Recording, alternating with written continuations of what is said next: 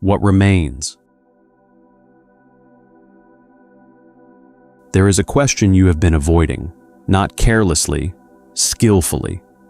Most of human civilization is organized to help you avoid it, and we will come back to exactly why. For now, just notice that you already know which question I mean. You did not have to be told. For 7 episodes, this series has done one thing, over and over.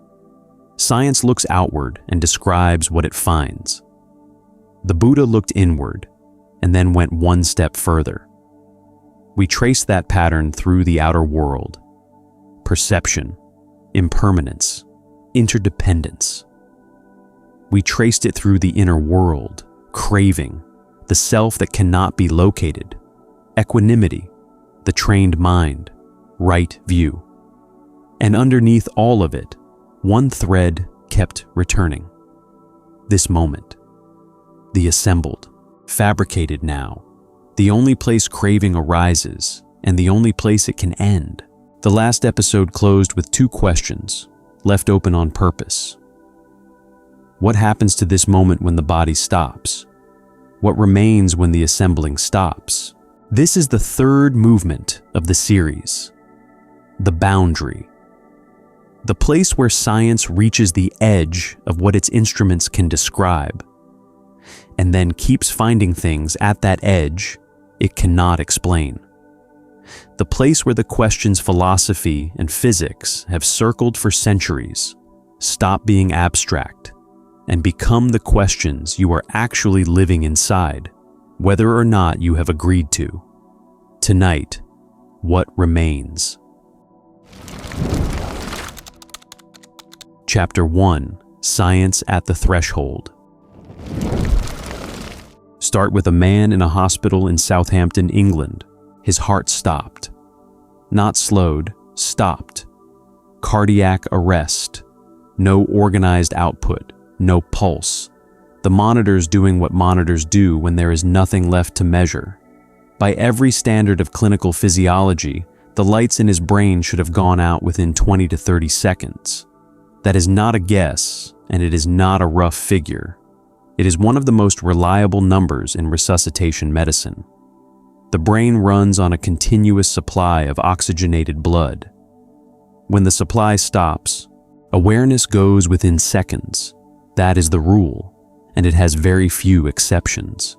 He was, for roughly 3 minutes, clinically dead. Later, after he was resuscitated, after he came back, he was interviewed. Carefully, systematically.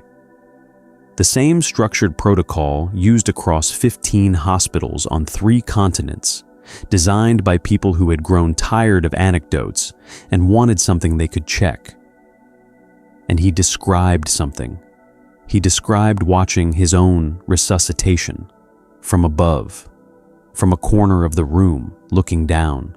He described the team working on his body, and he described a sound, 2 automated bleeps, the kind a machine makes at a fixed interval, the kind that fades into the background of any hospital room until no one hears it at all. Here's the part that is hard to walk past. That machine and its bleeps ran on a known cycle. The team checked his account against the resuscitation log, the minute-by-minute record of everything done to his body and exactly when. The timing of the bleeps he described matched the period when his heart was not beating. He was reporting, accurately, events from inside the window in which his brain, according to everything we know, should have been silent. One case. We are going to be very careful about what it is and what it is not, and the qualifying is going to take a while. But sit with it for a moment before we start. The strangeness of it deserves a few unqualified seconds of your full attention, because most of what you have ever heard about this subject skipped this step entirely. It either inflated the strangeness into proof or amputated it into nothing. We are going to do neither. And then, before we ask what the science means, before we even decide whether it means anything at all, notice that there is an older question underneath this one. Not what happens at the threshold, That is the question the instruments are chasing. The older question is different, and stranger, and closer to you. It is this: how finely are you willing to look at the fact that you are going to arrive there? 25 centuries before the monitors, the Buddha put that exact question to 6 of his monks. Their answers were not the same, and the difference between their answers is, in a sense, the whole episode, the hinge everything else turns on. Hold that. We will come back to it with full weight in its own chapter. For now, keep the question open, unanswered, slightly uncomfortable. How finely are you actually looking? The man in Southampton is one data point in a study called Awareness during Resuscitation, led by a cardiologist named Sam Parnia.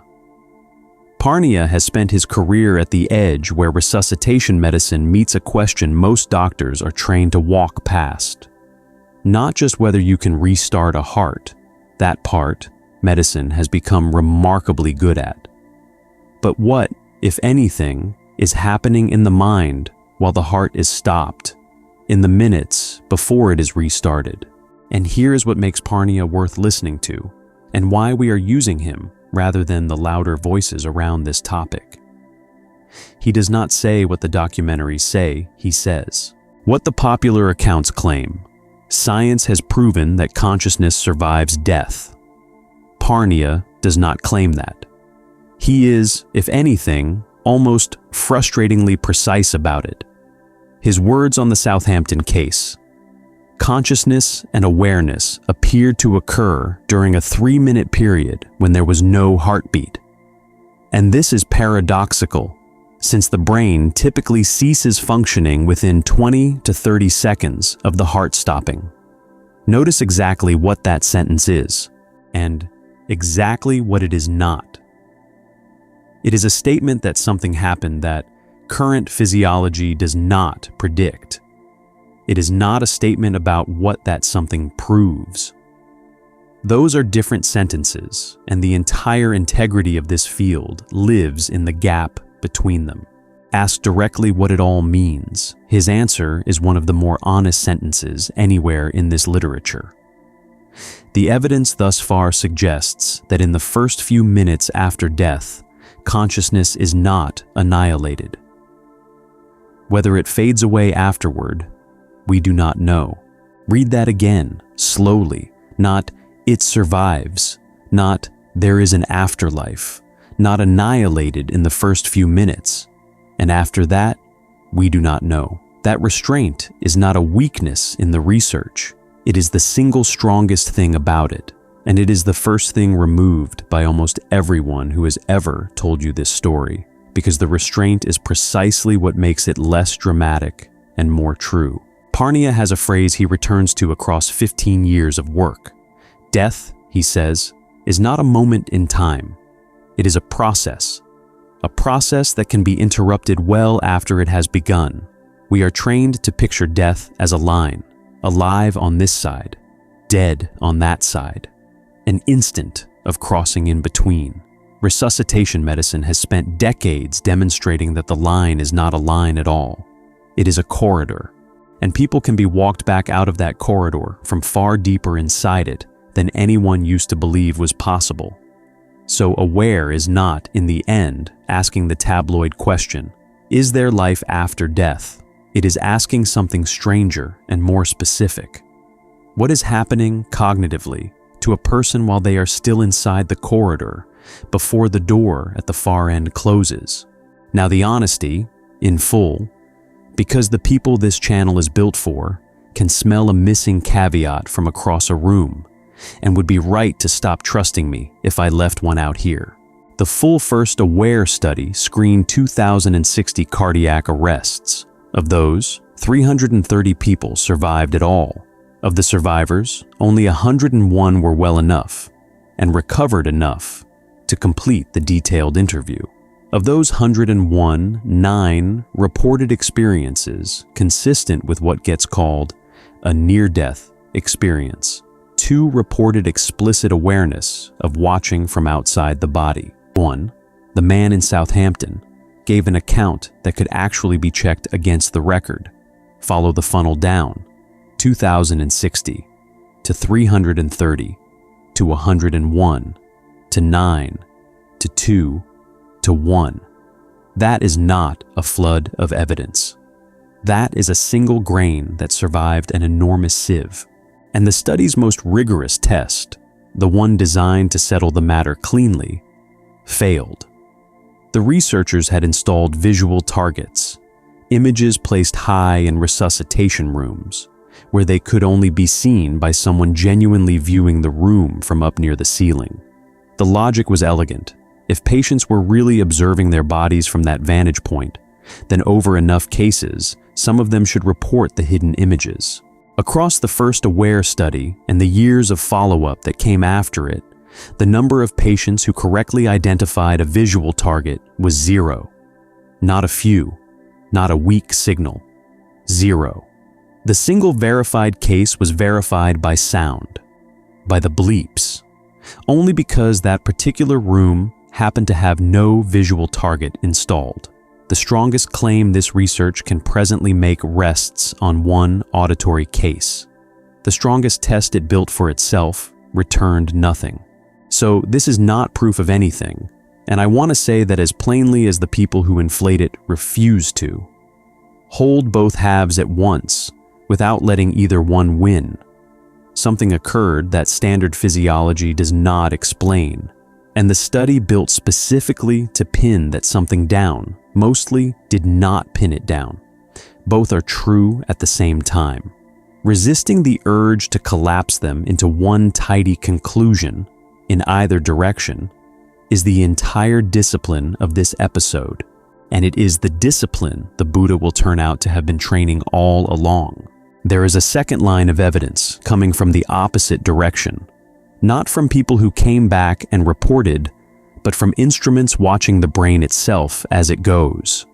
In 2023, researchers at the University of Michigan, publishing in the Proceedings of the National Academy of Sciences, recorded brain activity in 4 dying patients after life support was withdrawn.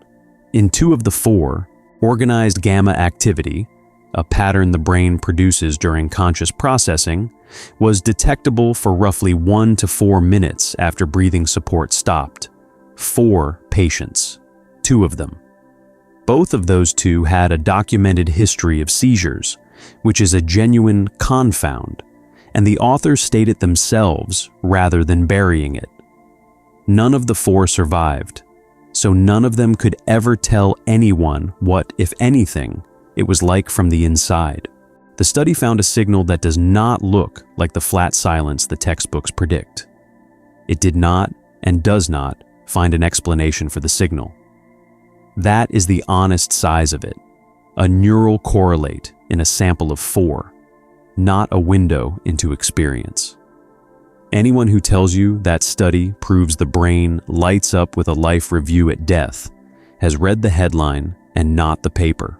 Set all of that against the baseline physiology, so the strangeness has something solid to be strange against. When blood flow to the brain stops, consciousness is gone within 4 to 10 seconds.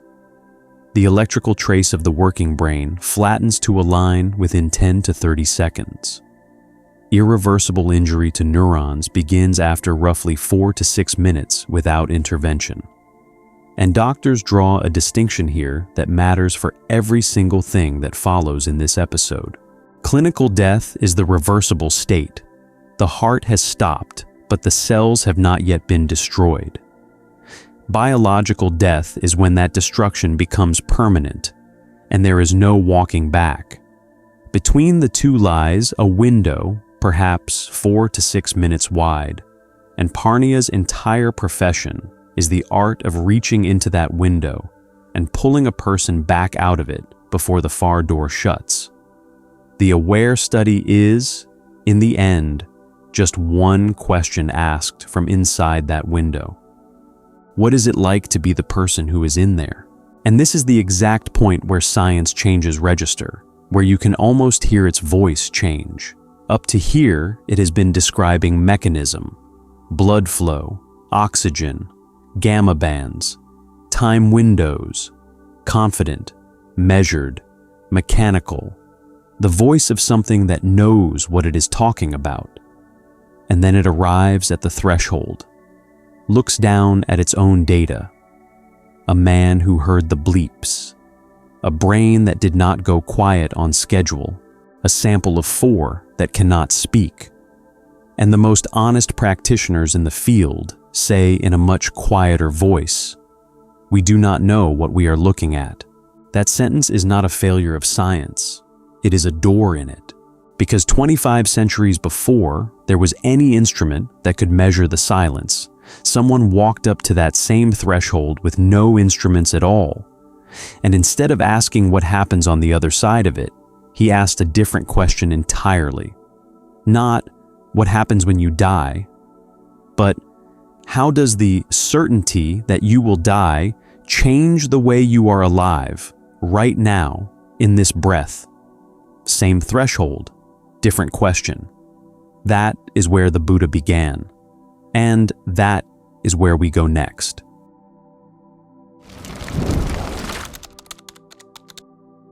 Chapter 2, Becker, TMT, and the Default.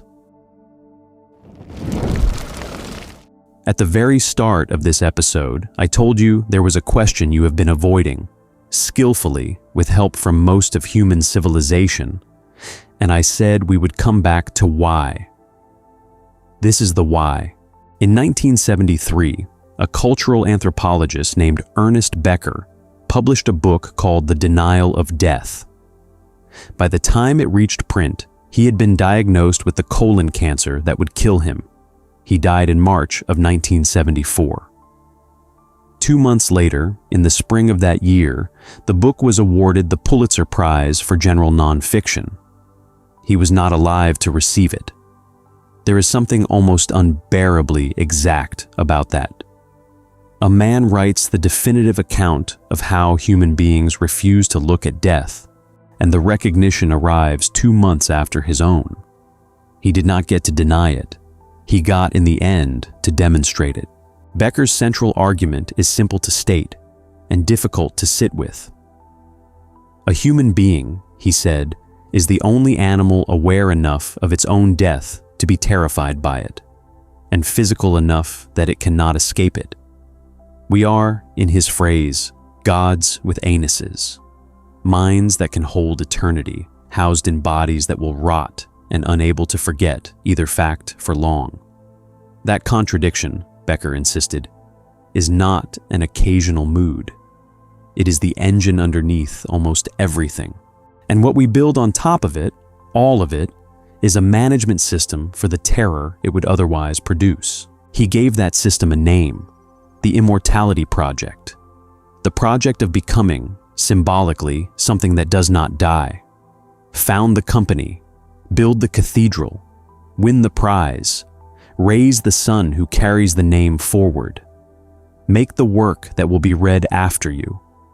Each of these, Becker argued, is at some level we do not like to admit a structure erected so that we do not have to stand directly in front of our own ending.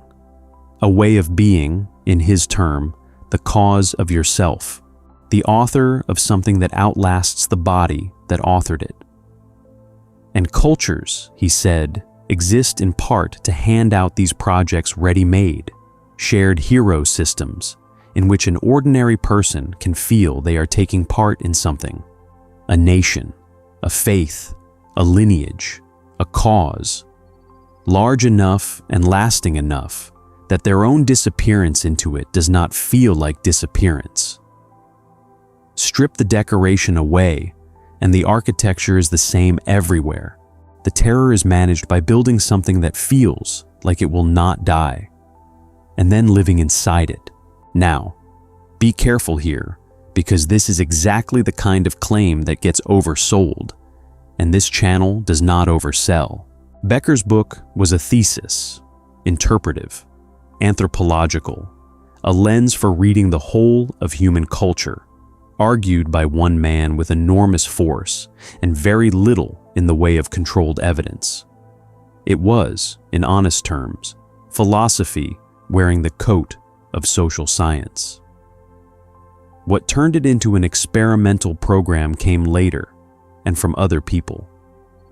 In the 1980s, 3 social psychologists, Jeff Greenberg, Sheldon Solomon, and Tom Pyszczynski, set out to test Becker's idea in a laboratory. They called the result terror management theory. And it matters for the integrity of what we are doing tonight that you keep these 2 things in separate hands. Becker is the 1973 thesis, sweeping, literary, unfalsifiable as written. Terror management is the experimental research program built decades later to try to make some piece of it testable. Different generation, different methods, different epistemic weight. People collapse the 2 constantly, citing laboratory studies as if Becker had run them, or citing Becker as if the experiments had proven his whole vision. We are going to do neither. The experiments were, at first, genuinely striking. The prototype, published in 1989, took municipal court judges, professionals trained their whole careers in dispassion, and asked half of them beforehand to reflect briefly on their own mortality. Then every judge was asked to set bond for the same hypothetical defendant. The judges who had not been reminded of death set bond, on average, at around $50. The judges who had been quietly reminded of their own death set it, on average, at $450, nearly 9 times higher. Read that carefully because the point is not that judges are foolish. These were exactly the people we appoint precisely because we trust them not to do this. The reminder of death did not change how they saw the defendant. It changed how fiercely they defended the order the defendant seemed to threaten. That is the signature finding, reproduced in hundreds of variations. Bring death quietly to mind, and a person grips their worldview harder. More certainty about what is true, more warmth toward those who share the belief, more hostility, and more punishment toward those who do not. And here is the part that should land with particular weight tonight, given exactly where this episode is going. When you remind people of death, one of the things that has reliably increased across this body of work is belief in an afterlife. Belief in a soul, belief that mind and body are separate things, and that the mind continues when the body fails. The death reminder in this research does not only make us defensive, it makes us, measurably, more willing to believe that we do not really die at all. Hold that. Set it down somewhere you will remember it. Because in 2 chapters, we are going to stand at the exact threshold where that pull is strongest. A hospital room, a stopped heart, a story of watching from the ceiling. And you should already know, before we get there, that wanting it to mean survival is itself one of the most predictable things a frightened mind does. But now the caveat, the full one, said as plainly as the experiments were once celebrated. In 2022, a coordinated replication effort called Many-Labs 4 took the core mortality salience effect, the worldview defense finding, the engine of the entire program, and tested it across 17 independent laboratories with more than 1,500 participants under careful, pre-registered conditions. It did not replicate, run cleanly at scale by people with no stake in the outcome. The effect was not reliably there. Pyszczynski and others have disputed the replication, arguing it departed from the original procedures, that the effect lives in subtle contextual conditions the replication failed to honor. That dispute is real, and it is ongoing, and I am not going to settle it for you from here, because it is not mine to settle. Here is the honest size of the thing.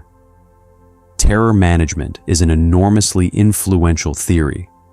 More than 1,500 studies, more than 20 countries, and its central experimental effect failed a major multi-lab replication. So we will hold it the way a careful person should. The framework is a powerful interpretive lens. The specific laboratory result is contested, not settled. And notice, while we are here, what just happened, because it is the whole method of this channel in miniature. I gave you the striking finding, and then I gave you the reason to doubt the striking finding, in the same breath, without being asked. A channel that does that is a channel you can trust at the next threshold. Remember that too. We are about to need it. Because even held at that lower confidence, even with the laboratory result in question, the shape Becker drew is one you do not need an experiment to recognize. You have watched it, the reflexive hardening in people and in yourself under the pressure of mortality. The way the fear of ending so rarely arrives as quiet reflection, and so often as a tighter grip on the belief, on the legacy, on the savings, on the story, on being right. The default human response to the felt nearness of death is not to turn toward it and look. It is to turn away and build something faster that feels like it will not die. That is the denial in the denial of death. That is the why I owed you from the first minute. Most of what we call an ordinary life is, in some real part, a very sophisticated arrangement for not having to stand here. The Buddha knew this response. He did not deduce it from a distance. According to the tradition, he was raised inside it, inside a working scale model of it, built deliberately around him by his own father. The story is almost too precise to be allegory, and that is what makes it land. A king is told his newborn son may become either a great ruler or a great awakened one. The king wants the ruler, so he builds, around the boy, the most complete immortality project in the literature. Palaces for each season, pleasures with no interruption, beauty engineered never to show decay, and above everything, the systematic removal from the boy's sight of aging, of illness, of death. The sick are kept off the roads he will travel. The old are kept out of the gardens. The dead are not to be seen. Hear what that is. The father is not the villain of this story. The father is doing precisely what Becker said every civilization does, only with unlimited resources and a single beneficiary. He is constructing a structure so that his son will never have to stand in front of the one fact the structure exists to hide. It does not hold, it never holds. That is the entire point of telling it. The prince goes beyond the walls, and the engineering fails. One old man, one sick man, one corpse, in some tellings a fourth sight that answers them. And what the texts describe is not idle curiosity. It is much heavier than that. The structure he had lived inside his entire life dissolving in the course of an afternoon, and the full weight of what it had been built to conceal arriving all at once, with nowhere left to put it. Aging, illness, death, not as facts about strangers on a road, as the direct trajectory of the body he was sitting in, and had always been sitting in, while the walls hid the horizon. There is a Pali word for what arrives in that moment, samvega. It does not survive translation into English in one piece, and we are going to spend the whole next chapter on it properly, because how you respond to it is the entire question this episode is built around. For now, hold only this much. The prince was raised inside the exact denial Becker described, the denial the laboratory tries, and partly fails, to measure. The denial you and I are running quietly today. The structure collapsed for him in an afternoon. And what came rushing into the space where it had been was not the frantic grip on a worldview that Becker's successors would predict 25 centuries later. It was something else. Something he would spend the rest of his life turning, deliberately, into a practice. Same stimulus the rest of us are handed, a different response entirely. The only question that matters here is what you do with it. That is where we go next. Chapter 3. Maranasati, the practice. So the structure collapses and something rushes into the space where it stood. We left the prince there at the end of the last chapter. Now we name what arrived.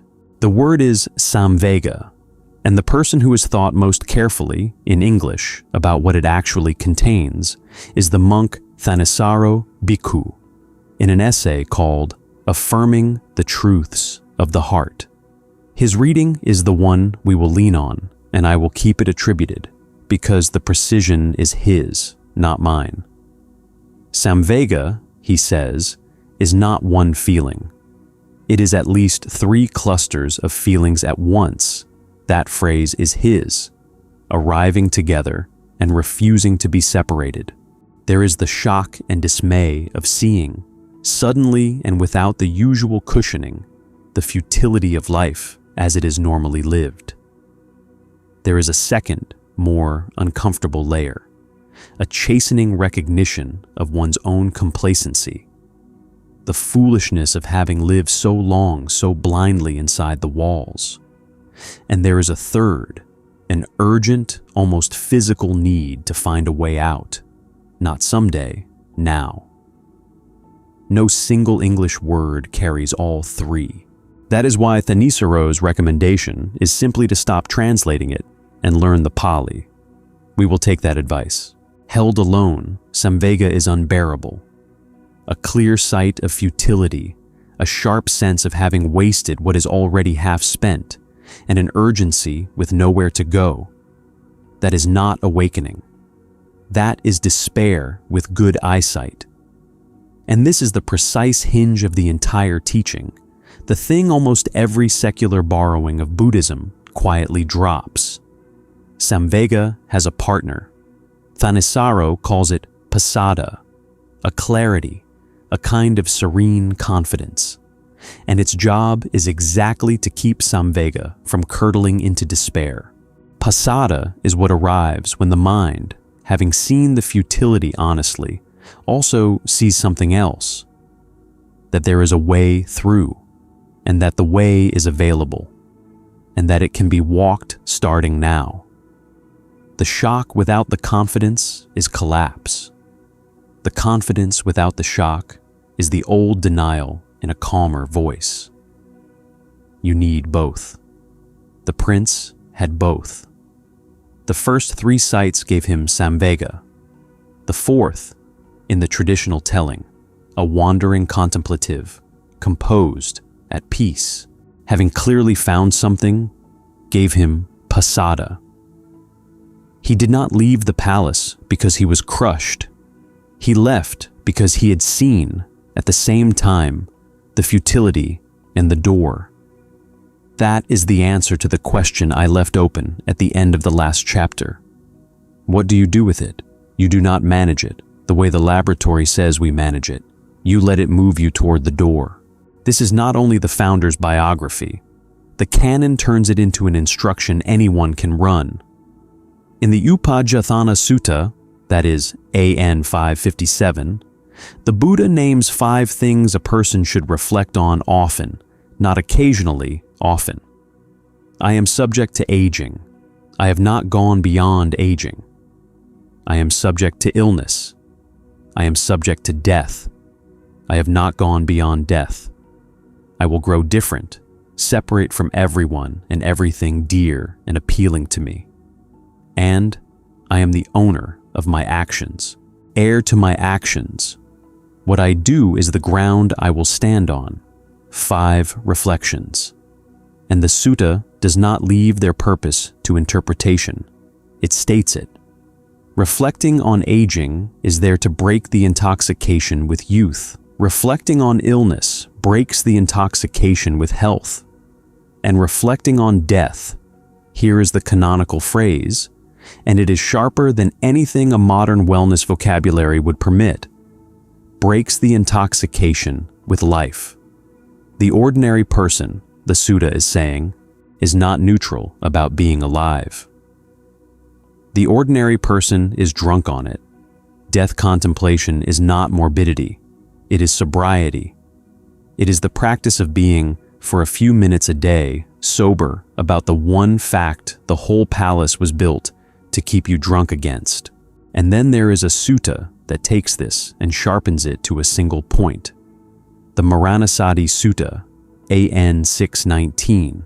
It opens with a promise, not a warning. Mindfulness of death, developed and pursued, is of great fruit and great benefit. It gains a footing in the deathless, and has the deathless as its final end. Then the Buddha asks 6 of his monks how they practice it. And this is the part that almost everyone telling this story gets wrong, so hear it exactly. The first monk says, "I contemplate death thinking, I might live a day and a night." The second, "I might live a day."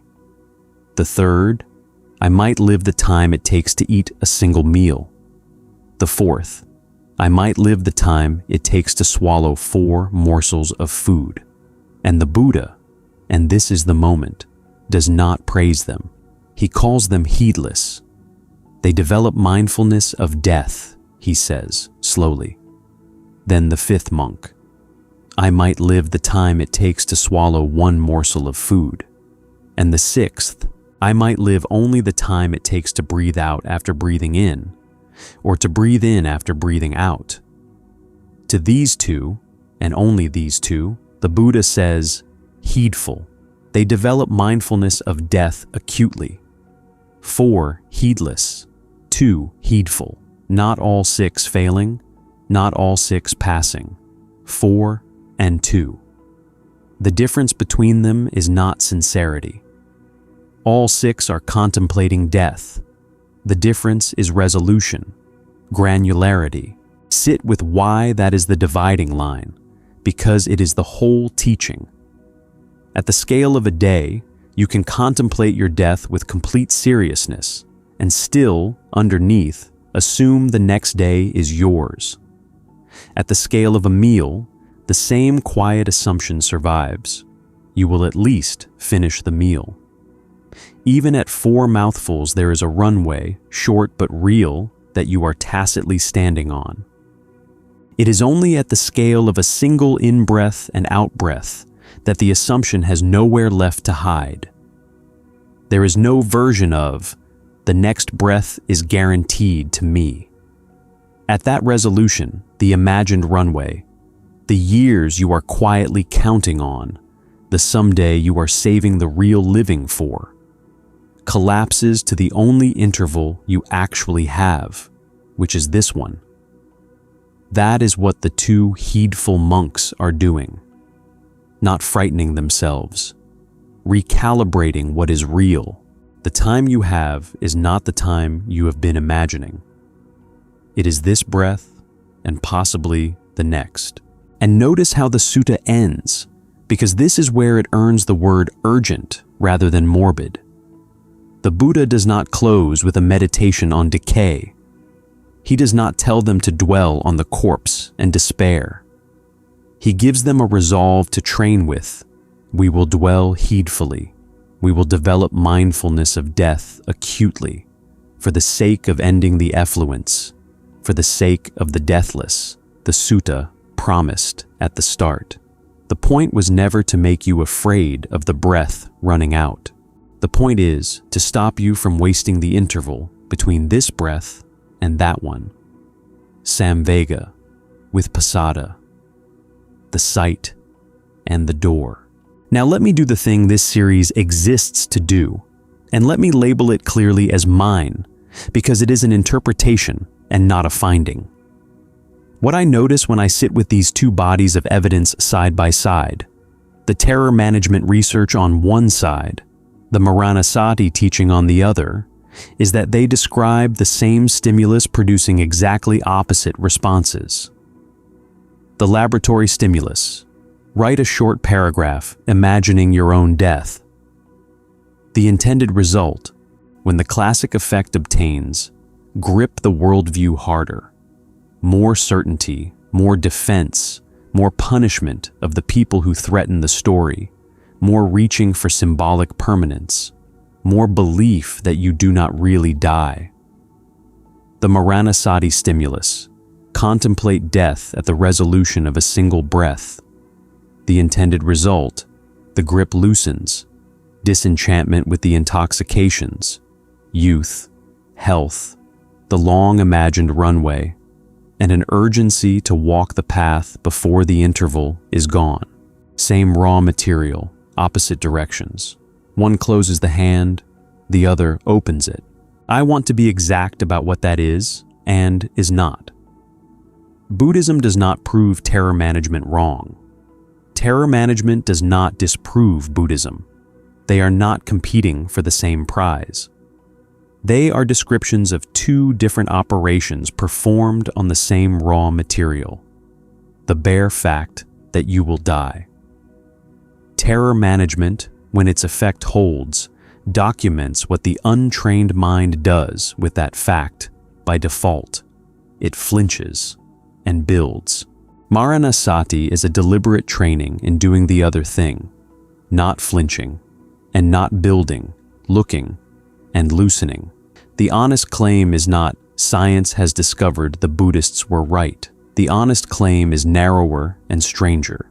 Here are two careful accounts of what happens when a human being is made to face death, and they point in opposite directions, and the difference between them appears to be training.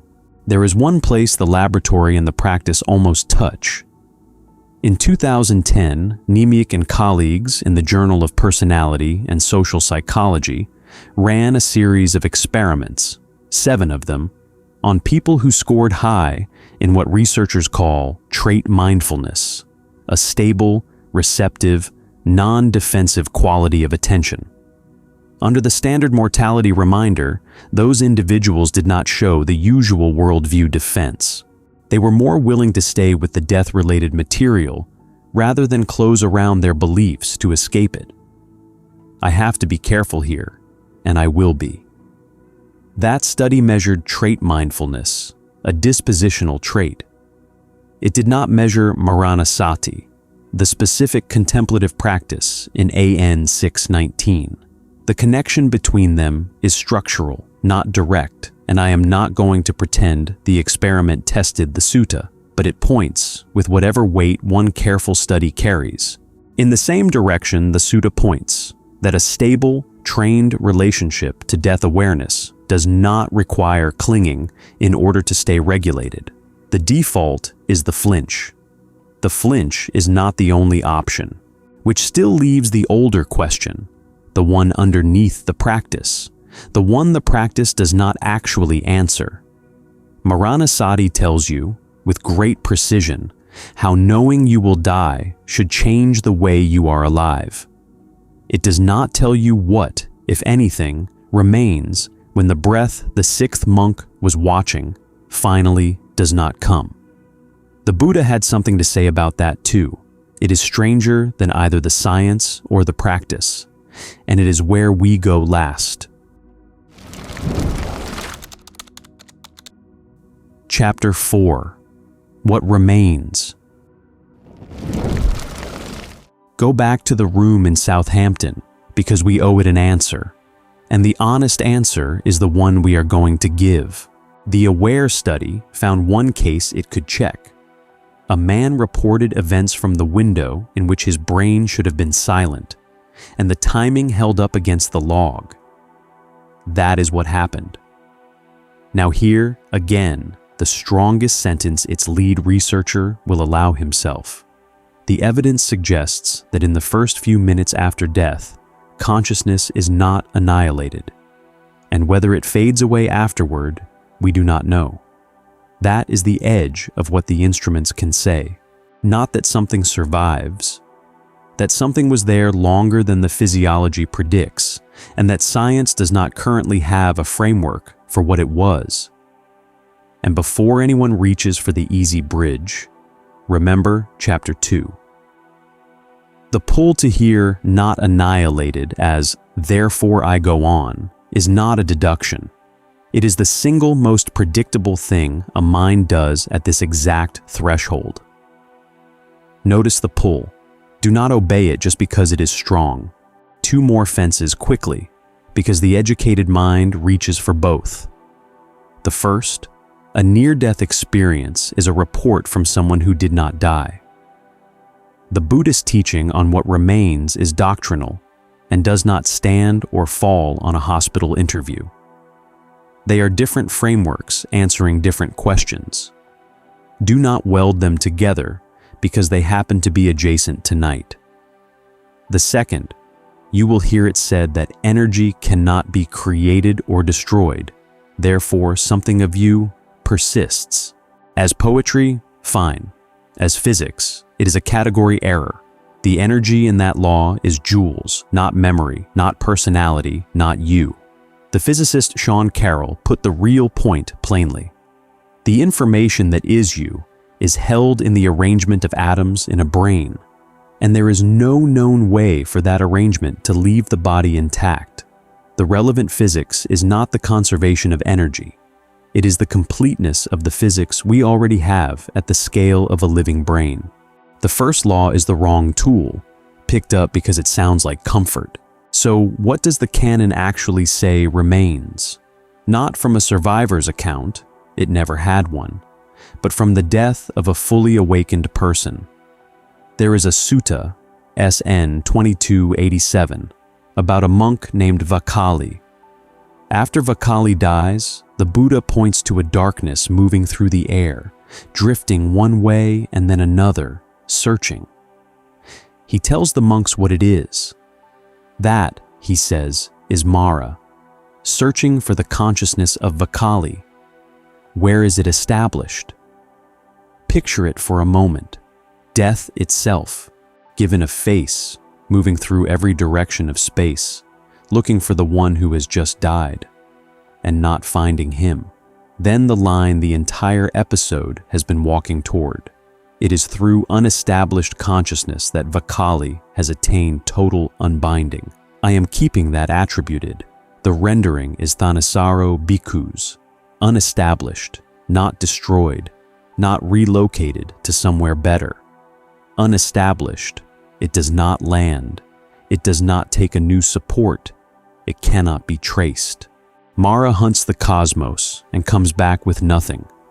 Not because the consciousness is hidden well, but because there is no longer an it positioned anywhere to be found.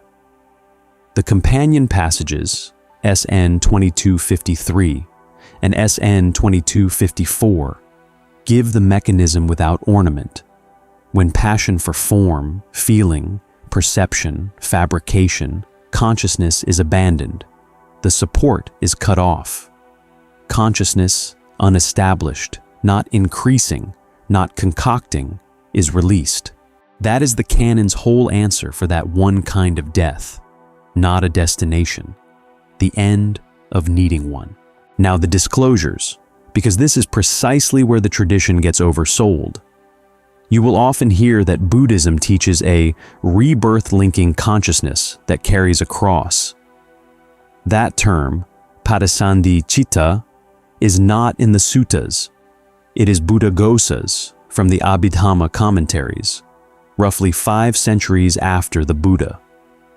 The discourses themselves describe rebirth through dependent origination, craving conditioning, clinging conditioning becoming conditioning birth, without ever installing a substance that travels the gap.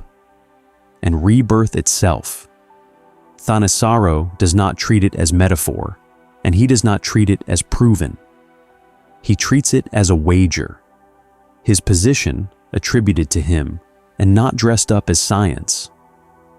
Prior to awakening, you cannot know these things for certain, but if you want to reach awakening and to suffer less on the way, it is wisest to take these principles as working hypotheses. That is the honest shape of it, not a finding, a considered bet made with open eyes by someone who tells you it is a bet. And then there is the Buddha's own restraint, which is not evasion, but method. In MN 63, a man is shot with a poisoned arrow and refuses to let anyone draw it out until he is told the archer's name, his caste, his height, the wood of the shaft, the make of the bowstring. He dies with the question still open and the arrow still in. The Buddha's point is exact. Some questions do not tend toward the end of suffering, and the precise metaphysics of consciousness after death is one of them. He does not answer it, because answering it does not pull the arrow out. And notice what that means standing here at the end of this episode. We began with a scientist at the boundary saying, in his most honest voice, "We do not know." We end with the Buddha at the same boundary, declining to say. Those are not the same silence. One is the limit of an instrument. The other is a deliberate discipline. But they meet at the same place. The edge of what can be said honestly, and the refusal to manufacture more. So hold the whole shape and do not resolve it, because resolving it would be the lie this entire series exists to refuse. Science walked up to the boundary, found something it could not explain, and, at its most honest, said so, and stopped. The Buddha walked up to the same boundary and did not ask what is on the other side. He asked how the certainty of crossing it should change the breath you are taking now. And about what remains, he said almost nothing. Only that, for the one who has let go completely, there is nothing positioned anywhere for death, or for Mara, to take. Episode 7 asked how this moment is assembled. Contact, feeling, fabrication, consciousness, built and rebuilt faster than you can watch. Tonight asked what is left when the assembling stops, and the canon's one clear answer for one kind of death was unestablished, not found, which leaves the question underneath both, the one we have been circling for 8 episodes without naming it directly. What is consciousness, that it can be assembled at all and unestablished at last? In 1995, a philosopher named David Chalmers gave that question its modern name and called it the hard one. Science has been walking around it ever since. Next time, the meeting point does not walk around it. Episode 9, The Question.